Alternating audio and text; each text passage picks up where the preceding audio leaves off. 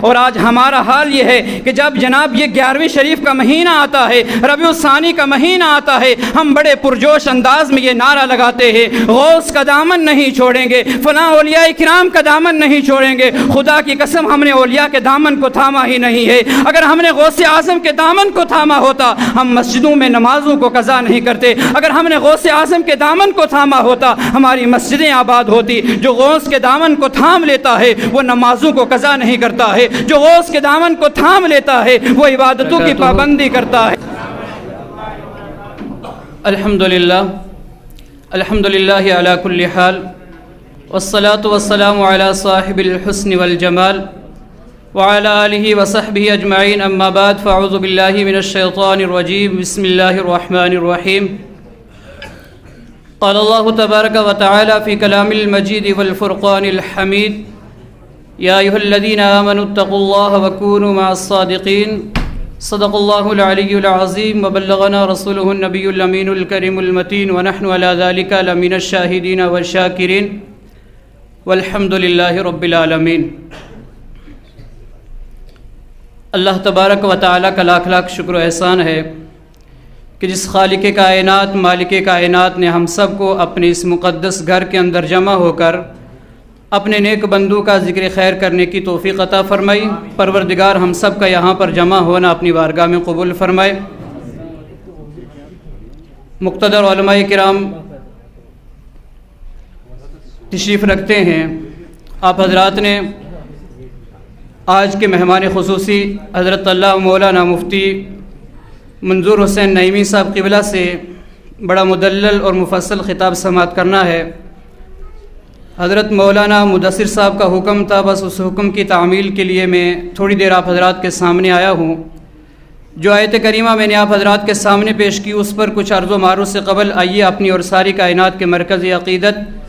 فخر آدم و بنی آدم محمد عربی ارواحنا فدا صلی اللہ تعالی علیہ وسلم کی مقدس بارگاہ میں درود پاک کی ڈالیاں نشاور کرے اور پڑھے اللہم صلی علی سیدنا و مولانا محمد وبارک وسلم صلاۃ و سلاما علیک یا سیدی یا حبیبی یا رسول اللہ صلی اللہ تعالی علیہ وسلم۔ آج کی یہ محفل پیران پیر روشن ضمیر غوث الاغواث قطب الاقطاب شیخ سید عبد القادر جیلانی رضی اللہ تعالیٰ عنہ کے نام سے منسوب ہے۔ آج ہمارے معاشرے کا حال یہ ہو چکا ہے کہ ہم حضرت غوث اعظم رضی اللہ تعالیٰ عنہ کو صرف 11ویں کے نام سے جانتے ہیں، یعنی جب حضرت غوث اعظم رضی اللہ تعالیٰ عنہ کے نام سے کوئی مجلس منعقد کرتے ہیں یا حضرت غوث پاک رضی اللہ تعالیٰ عنہ کا نام آتا ہے تو ہمارے ذہن میں صرف 11ویں شریف کا تصور آتا ہے۔ بہت اچھی بات ہے، لیکن ہم جب حیات غوث اعظم رضی اللہ تعالیٰ عنہ کا مطالعہ کرتے ہیں، حضرت غوث پاک رضی اللہ تعالیٰ عنہ کی زندگی کا مطالعہ کرتے ہیں تو حضرت غوث پاک رضی اللہ تعالیٰ عنہ کی زندگی میں ہمیں اور بہت ساری چیزیں نظر آتی ہیں۔ حضرت غوث اعظم رضی اللہ تعالیٰ عنہ نے کس طریقے سے علم دین کو حاصل کیا اور کس طریقے سے درس و تدریس کے فرائض نبھائے۔ حضرت غوث اعظم رضی اللہ تعالیٰ عنہ جہاں ایک طرف بہت پیر کامل تھے وہیں پر اپنے وقت کے بہت بڑے مفتی بھی تھے، وہیں اپنے وقت کے بہت بڑے محدث اعظم بھی تھے، وہیں اپنے وقت کے مفسر اعظم بھی تھے۔ حضرت غوث پاک رضی اللہ تعالیٰ عنہ اپنے وقت کے یہاں تک کہ حضرت غوث پاک کے بارے میں آتا ہے کہ حضرت غوث اعظم رضی اللہ تعالی عنہ مجتہد تھے، لیکن آج ہم ان تمام پہلوؤں کو نظر انداز کر کے صرف حضرت غوث پاک رضی اللہ تعالی عنہ کی 11ویں پر ہماری نظر رہتی ہے۔ عزیزان ملت اسلامیہ، میں نے جو قرآن مقدس کی آیت کی تلاوت کی، رب ارشاد فرماتا ہے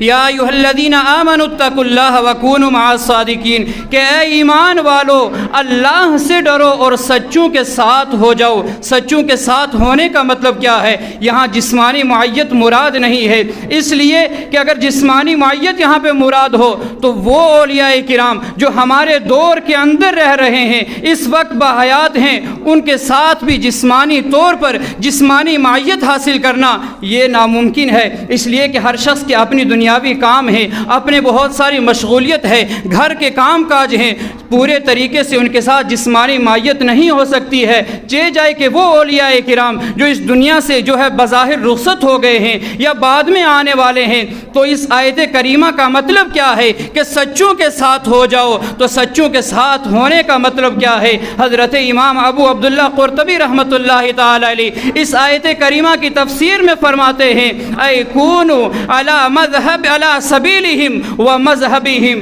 کہ سچوں کے ساتھ ہونے کا مطلب یہ ہے کہ تم سچوں کے طریقے کو اپنا لو، سچوں کے راستے کو اختیار کر لو، جو چیز انہوں نے بتائی ہے، جو طریقہ انہوں نے بتایا ہے، جو کام انہوں نے بتائے ہیں، تم ان کو اپنا لو۔ یہی سچوں کے ساتھ ہونا ہے، یہی اس کا مطلب ہے۔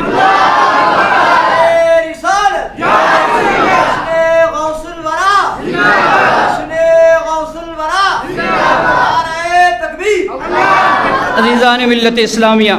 حضرت غوث اعظم رضی اللہ تعالیٰ عنہ کی زندگی کا ہم مطالعہ کریں، آپ کی حیات طیبہ کا جب مطالعہ کریں تو بہت ساری چیزیں، بہت سارے پہلو ہمارے سامنے آتے ہیں۔ علماء کرام اس پر روشنی ڈالیں گے۔ صرف ایک بات میں عرض کر دوں کہ جہاں ہم غوث پاک رضی اللہ تعالیٰ عنہ کی 11ویں کو یاد کرتے ہیں، وہیں ضرورت اس بات کی ہے حضرت غوث اعظم رضی اللہ تعالیٰ عنہ نے اپنی زندگی کے اندر جو عبادتیں کی، جو درس و تدریس کے فرائض انجام دیے، فتویٰ نویسی کا کام کیا، ان چیزوں کو بھی یاد رکھا جائے۔ آج خوف خدا جو ہے ہمارے دلوں سے ہٹ چکا ہے، اور خوف خدا ایک ایسی چیز ہے کہ جب تک بندے کے دل کے اندر اللہ کا خوف نہیں ہوتا ہے، بندہ کامل مومن نہیں ہو سکتا ہے۔ اس لیے کہ ایمان کے بعد، اسلام لانے کے بعد جب بندہ مسلمان ہو جاتا ہے، اس کے بعد کچھ ایسی چیزیں اختیار کرنی پڑتی ہے کہ جس سے بندے کا ایمان کامل ہو جاتا ہے۔ انہی چیزوں میں سے ایک اللہ کا خوف ہے۔ اگر کسی بندے کو اللہ کا خوف حاصل ہو جاتا ہے، اللہ سے ڈرنے لگ جاتا ہے،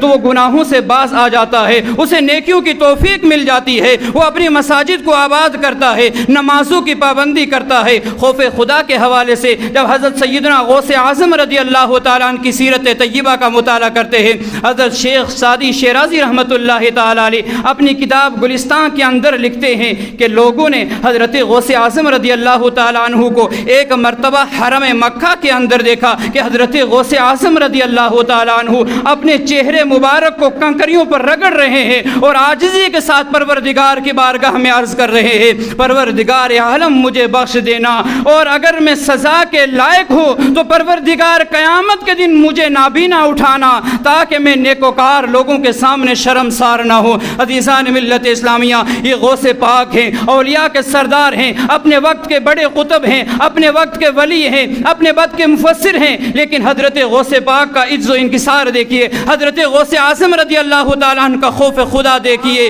اور ایک طرف ہم ہیں۔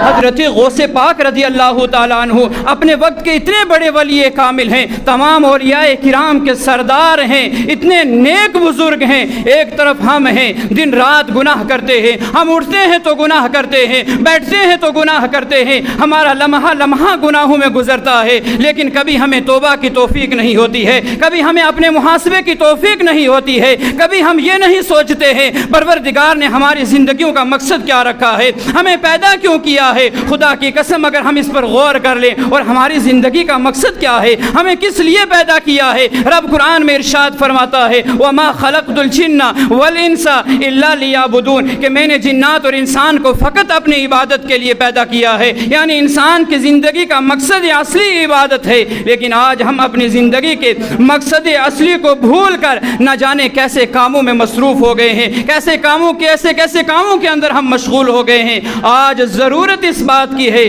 ہم حضرت غوث اعظم رضی اللہ تعالیٰ عنہ کی زندگی کو اپنے لیے نمونہ عمل بنائیں، حضرت غوث اعظم رضی اللہ تعالیٰ عنہ نے۔ اور آج ہمارا حال یہ ہے کہ جب جناب یہ 11ویں شریف کا مہینہ آتا ہے، ربیع الثانی کا مہینہ آتا ہے، ہم بڑے پرجوش انداز میں یہ نعرہ لگاتے ہیں غوث کا دامن نہیں چھوڑیں گے، فلاں اولیاء کرام کا دامن نہیں چھوڑیں گے۔ خدا کی قسم ہم نے اولیاء کے دامن کو تھاما ہی نہیں ہے۔ اگر ہم نے غوث اعظم کے دامن کو تھاما ہوتا، ہم مسجدوں میں نمازوں نمازوں کو قضا نہیں کرتے۔ اگر ہم نے غوث اعظم کے دامن کو تھاما ہوتا ہماری مسجدیں آباد ہوتی۔ جو غوث کے دامن کو تھام لیتا ہے وہ نمازوں کو قضا نہیں کرتا ہے، جو غوث کے دامن کو تھام لیتا ہے وہ عبادتوں کی پابندی کرتا ہے۔ اس لیے آج اگر ہم یہ نعرہ لگا رہے ہیں تو اس کو عملی جامہ پہنانے کی بھی ضرورت ہے۔ اور آج حال یہ ہو چکا ہے، حضرت غوث اعظم رضی اللہ تعالیٰ عنہ کی 11ویں کے نام پر ایسے ایسے پیر ہمارے معاشرے کے اندر آ گئے ہیں جنہیں نہ نماز کا پتہ ہے، نہ داڑھی کا پتہ ہے، نہ شریعت کا پتہ ہے، شریعت کی کھلم کھلا دھجیاں اڑاتے ہیں،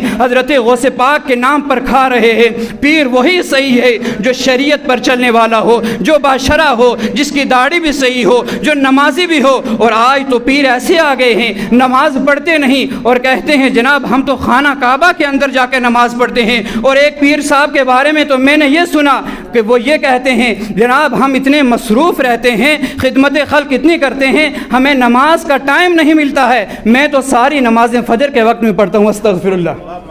آج حضرت غوث اعظم رضی اللہ تعالیٰ عنہ کا نام لے کر، ان کی 11ویں کا نام لے کر ایسے ایسے پیر ہمارے معاشرے کے اندر آ گئے ہیں۔ اس لیے میں اپنے عوام سے کہوں گا کہ اسی پیر کے ہاتھ پر بیعت ہوں کہ جو شریعت کا باغی نہ ہو بلکہ شریعت پر چلنے والا ہو، نمازوں کی پابندی کرنے والا ہو۔ جو پیر شریعت سے ٹکرائے گا ایسے پیر سے ہمارا کوئی تعلق نہیں ہونا چاہیے، اور جو پیر شریعت پر چلنے والا ہو، باشرع ہو، وہ ہمارے سر کا تاج ہے۔ آج یہ پیران اعظام جو ہمارے معاشرے کے اندر انٹرنیشنل پیر پیدا ہو گئے ہیں، ان ضرورت اس بات کی ہے کہ آج ہم لوگ ایسے پیروں کا بائیکاٹ کریں، اور جو صحیح پیر ہیں، خدا کی قسم پیر ہو تو حضرت تاج الشریعہ جیسا ہو، پیر ہو تو حضور محمود ملت جیسا ہو، پیر ہو تو حضرت میاں بشیر صاحب جیسا ہو۔